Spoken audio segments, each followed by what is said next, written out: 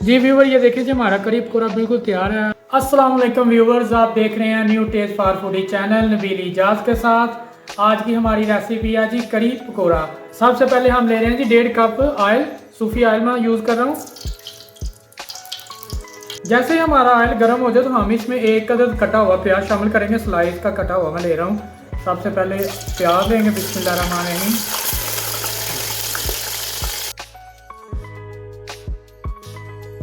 ये व्यूवर, ये देखें जी हमारा प्याज हल्का सा ब्राउन होना शुरू हो गया। अब हम इसमें टमाटर, अदरक, लहसुन और हरी मिर्च शामिल करेंगे। हम इसका मसाला तैयार करेंगे जैसे आम रूटीन में तैयार होता है। बहुत ही आसान और बहुत ही मज़ेदार ये डिश है जी। हम ये करी बना रहे हैं जी, करी पकौड़ा होममेड मसालों के साथ। ये व्यूवर, ये देखें हमारा प्याज, अदरक, टमाटर ये देखें जी नरम होना शुरू हो गया। अब हम इसमें 1 चम्मच नमक, 1 चम्मच हल्दी और 2 चम्मच हम सुर्ख मिर्च शामिल करेंगे।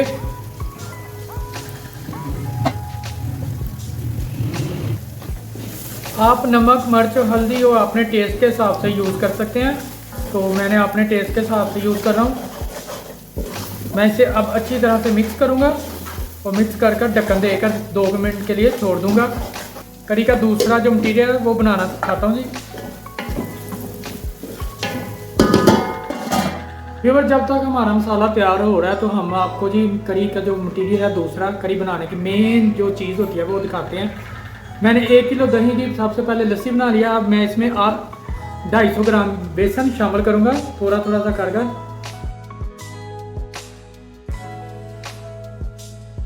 बेसन शामिल करने के बाद ये देखें जी, आम घर में होती है, ये मधानी से कहते हैं, आम होती है जी।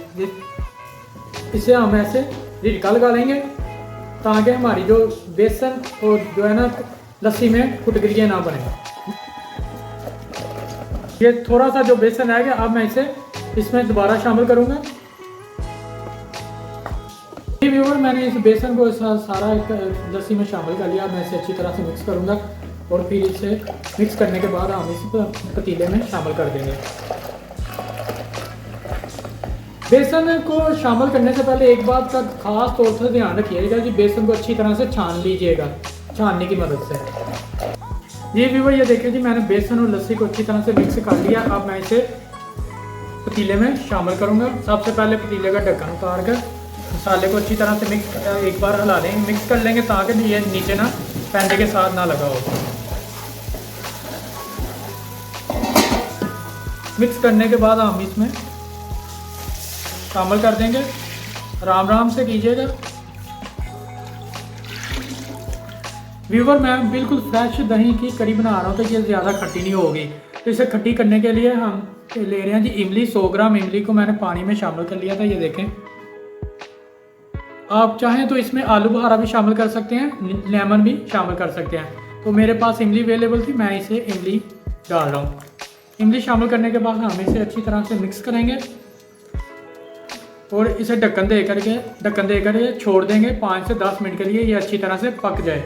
बिल्कुल तेज़ आंच पर हम इसे छोड़ेंगे ढक्कन देकर ताकि ये अच्छी तरह से पक जाए। तो अब मैं आपको जी पकोड़े बनाने का तरीका बताता हूँ। व्यूअर, जब तक हमारी करी तैयार हो रही है तो हम आपको जी पकोड़े बनाने का तरीका बता रहे हैं।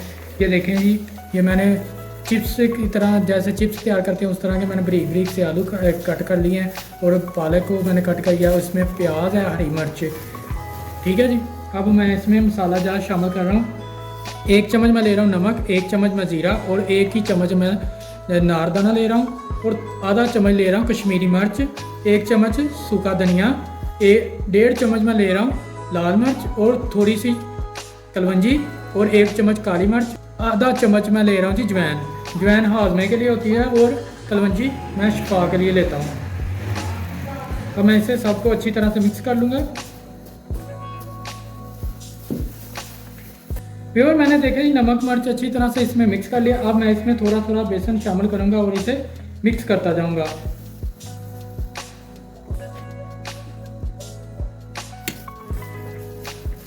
व्यूअर, ये देखें जी मैंने मिक्सचर को अच्छी तरह से मिक्स कर लिया।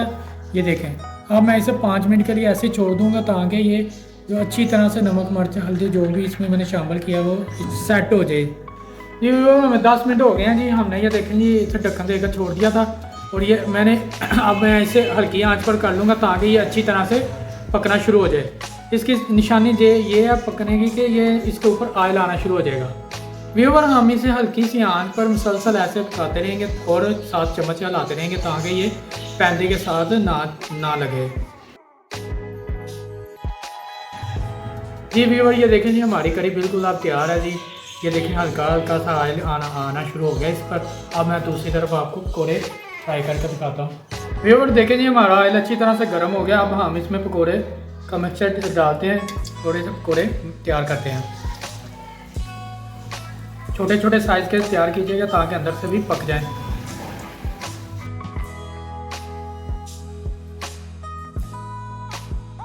व्यूअर ये देखें जी हमारे पकौड़े बिल्कुल तैयार हो गए हैं। अब मैं इसे बाहर निकाल रहा हूँ। इसका ऑयल हम अच्छी तरह से निचोड़ लेंगे। व्यूअर हम कढ़ाई से फ़ौरन निकाल कर ना पकौड़े करी में शामिल कर देंगे। इसी तरह हम सारे थोड़े थोड़े करके पकौड़े निकाल लेंगे और इसे ढक्कन दे देंगे ऊपर ऐसे। ये व्यूअर हमारी करी पकौड़े ये देखें जी बिल्कुल तैयार हो गया। मैंने इसमें पकौड़े भी शामिल कर दिए और करी भी अच्छी तरह से तैयार है। अब मैं इसे तड़का लगाऊंगा जी मोटी लाल मिर्च का। सबसे पहले हम ऑयल को अच्छी तरह से गर्म करेंगे, फिर हम इसमें जी मोटी मिर्च शामिल करेंगे।